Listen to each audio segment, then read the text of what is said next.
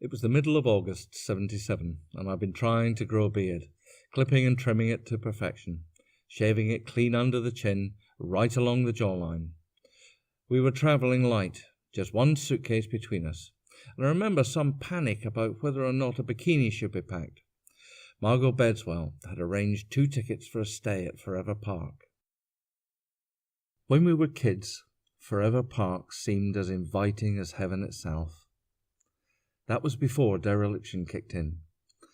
A few years ago, the place was in a dismal state, with all my favourite rides having been sold off, and the place becoming notorious for drug dealers, prostitutes, addicts and truants. Its eventual closure came as no surprise. The remaining rides were dismantled, all apart from the scenic railway, which has been listed as being of historical importance. 2 years on, after a multi-million-pound programme of restoration, financed by the much-loved king of fashion and Parisian perfumer Voltaire Laurent, Forever reopened. Thanks to a team of metalworkers and carpenters that specialise in refurbishing fairground rides, the entertainment will have a nostalgic feel. The Dodgems, Punch and Judy, and the Wall of Death motorcycle show, all back in business. Whether or not Forever Park had managed to shed its mods and rockers era reputation remained to be seen. All I could do was applaud the tenacity and vision of the wonderful Uncle Voltaire, who petitioned the local council to save Forever from being turned into another featureless retail park. For our stay, Margot had packed the humbug dress and the beehive hairpiece, whilst I would colour-clash my pale blue suit with a pair of bright red shoes and a brown leather tie. Just for the crack, we would check in as international couple of mystery Emma Valentine and Tim Chime. After declaring that I was, and I quote, too vain and insecure, Margot had previously dumped me. It was soon after that I'd witnessed her personality unwind from behind a glass of wine as she explained that her heart had been spiked, her chastity punctured by the intense charms of a man who went by the name of Gordon Summers, a royal jelly merchant with high-tech ambitions, who was, in her words, far more becoming. Truth be known, Margot loved men younger than her. All she wanted was their boyishness, the very thing I most enjoyed giving. She wanted the raw smell of their pheromones, their grasping hands and hungry mouths. The more boyishness she had, the more girly she became, fully sensitive to the pain she would cause herself, and well aware of the shock it would give Gordon. She'd come along to be rushed into bed by a young dude like me, and so had everything planned meticulously. I suppose you could call it one of those high chemistry relationships. To get things back on track, I'd hired a Cadillac convertible, cherry bomb red, with a dashboard alive with lights and dials that I really wanted to understand. Why did I choose a Cadillac? Because with the wide-angled craziness of their proportions, I truly believe they make you the star of the show. To me, the thought of arriving in that kind of theatrical style was like a cape of invincibility. And you can't catch a superhero hell-bent on making an impression, unless the car he's driving gobs out fuel in a steady rhythm and handles like a wheelbarrow. The romance of covering ground that way is one of the reasons why I love Cadillacs at full throttle. Life on Earth could offer nothing finer than what we had in front of us that day. The emptiest parts of heaven's freeway, a red Cadillac, and a full tank of fuel. So with a stylish screech of rubber, I aimed the caddy at the wide tarmac of the blissfully empty road. After a while, we hit the first village. All the stores seemed to be geared towards tourist-style hot dog trailers and ice cream parlours. There was even a drive-through ghost train, complete with its own plastic god Osiris, which was essentially a dummy holding a scepter and flail. Next to him was Monster Mash Corner, complete with a waving Frankenstein, where, due to the acutely tight bend at Dead Man's Curve, we were almost pitched into the graveyard. It was a right nightmare. I put my eyes back on the road as we pressed on, straight into frantic oblivion, all the while thinking that I wouldn't succeed in navigating the complex environment by peering relentlessly into the rear-view mirror. To have stayed on that course was absolute lunacy. The fact of the matter was, there was no safety anywhere, just obscurity. It was just another freaky day at the park. A world turned upside down and given a good shake. With everything having landed in front of us, Margot looked worried, with a blackbird blazing past her head, and with me, a 50s throwback mental case at the wheel. There was just nowhere to hide. At least the Sun King was happy. Nothing but blue skies ahead. I heard a roar up above, and could see a huge black smoke-trailing passenger jet taking off about 200 feet above us. The passengers, a line of happily stoned faces waving from the windows, and a greasy-haired pilot with sweat-running black dye into his eyes. From the east, a paper chase of geese made their way across a flotilla of fluffy clouds, skimming the Muscle Mountains of Long Valley.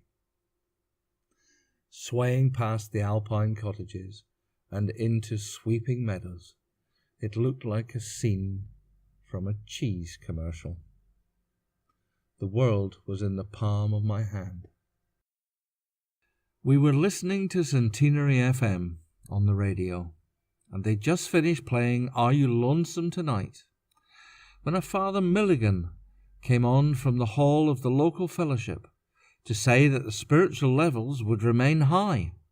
Well, the temperature of his congregation hit fever pitch. He was absolutely gushing over this. Couldn't get his breath. Why are evangelists so capricious? Even when they are trying to be sincere, you can tell it's all fake. You just know that under their saintly exterior, there's a child who used to laugh when their friends fell off their bicycles, loosened their brakes most probably. After mile upon mile of bodily muscles humming from the lateral forces, the freeway, the landscapes between us, and distant mountains fell away into distant tundra, broken up by a long patch of dead brown earth the size of a football pitch. Then came a very high conifer hedge, and behind it, overlooking the freeway, a life-size King Kong with huge, angry red eyes and foaming mouth. He looked so convincing. It's amazing what they can do with animatronics. He was scaling the Empire State Building, and they'd even managed to get steam vapor to stream from his nostrils as he clung to the not-so-fragile brunette in chamois leather. I always thought that she wore a business suit for the New York scenes, and wasn't she a blonde in the movie? But then it was hot, and bottle blondes are so yesterday. This young actress was pure glamour, half Brazilian, I think, I remember wondering how many Brazilian traits she had. I bet that she could dance a salsa. And she had, let's just say that bra shopping would have been a liberating experience. She didn't look like she could play football either. Well, you can't have everything, can you?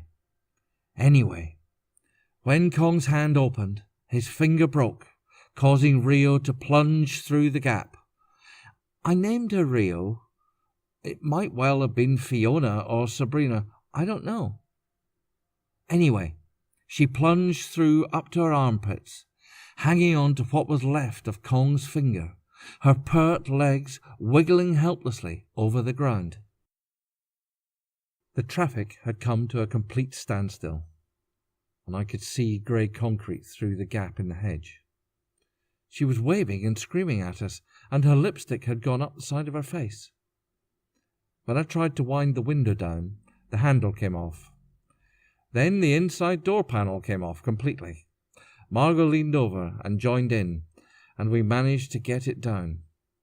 Nobody else seemed bothered, except for the man in the car behind. He sounded like he'd had a heart attack and fallen onto the steering wheel. I was doing all the hand signals to Rio, saying the words with my mouth wide open, so if she couldn't hear me, at least she could read my lips. Do you need help? Margot pleaded with me. Go on, go and help her. I broke open the door, jumped out, made a run for the central barrier. Straight into the graveyard of roadkill. A skunk, a wild rabbit, a child's teddy bear. I jumped over and prayed that I wouldn't meet a truck coming the other way. When I looked back, people were whooping and punching the air out of their car windows of a mile-long traffic jam. I'm not usually very good with panoramas that can kill you, but sometimes you just have to trust your inner voice. I'd soon reached the ditch on the other side, slid down, got covered in mud, caught my foot on the side of a plastic water pipe that was feeding the stream with pungent water, banged my shin and fell in, only up to my knees though. Looking like some psychologically off-balance water rat, fresh out of a drainpipe with a wet beard that felt like standard wino trim, with a mouth to match, my mind grew a voice of its own, and had a tone of a man who knows how to save a damsel in distress. Take a hold of that root, it said. Haul yourself up. With a mighty heave, I made it to the top of the bank and peered through the gap in the hedge. There were a couple of big bangs and a fireball. Holy smoke, I thought. Through the billowing blankets of white dust and broken polystyrene, I could hear the PA system crank up and play March of the Valkyrie. Then a tank burst through, a Cromwell with John Wayne riding on top, arms folded, chewing on a big fat cigar. Rio reached up, and John bent one of those long legs at the knee and pulled her up on board. And off they went, rumbling away into the orange tequila sunset. I waded back through the ditch, put my head down and just ran. The traffic had moved on, and I'd taken the car keys with me. Margot had somehow managed to push the car into a lay-by. It was there that I asked her if I could see her in her bikini. She agreed.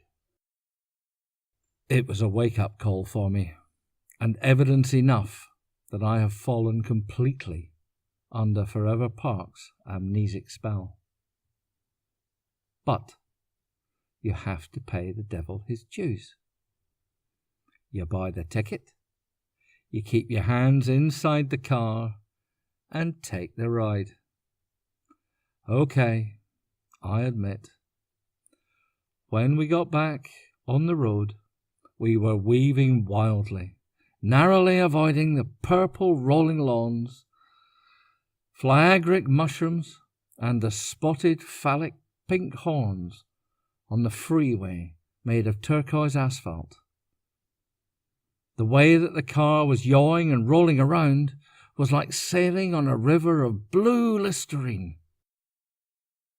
Just as we were turning off into Forever Lane, with me thinking that I was driving as well as I could be expected in a vehicle of yesteryear, and that Forever Park was always where it should be, everywhere and nowhere and difficult to get to, I noticed the blue and reds flashing behind me.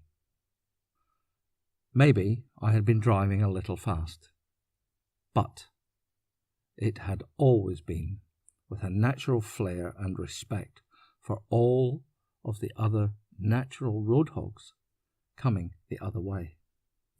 And no cop was ever born who isn't a sucker for a finely handled broadside all the way around a daisy-covered traffic island. Few people have a grasp of how to deal with that first siren howl. The average tourist would immediately panic and pull over to the side once their car has been flooded by the blue light.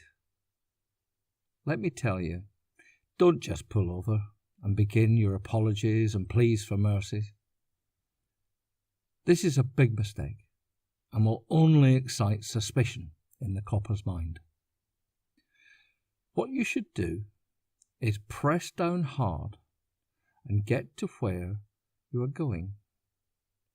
Let him believe that you are doing the responsible thing by looking for a proper place to pull off and talk. With any luck at all, you will have come to a complete standstill, and you'll be waiting beside your own cherry bomb Cadillac, completely sober by the time he catches you up. He might not be reasonable at first, and this is a risk you take, but stay calm. This will keep him calm. If he wants the first word, let him have it. His brain might be squirming. He may begin by spilling his words, or even pulling his gun. Let him cool down. Keep smiling. The trick is to give him the impression that you were always in control of the situation, while he lost control of everything. With the Royal Protection Cops still behind us, navigating the Cadillac through the park's golden gates and the arches of white roses was a little worrisome. Yawing across the frescoed palazzo, with a bit of nerves, I lost control, hit the pavement outside the main entrance. That's how you arrive at a hotel with the cops behind you. That's how people remember you. I'd cracked the exhaust so the car was filling with toxic smoke. Let a woman run the show from the beginning, and that's what happens.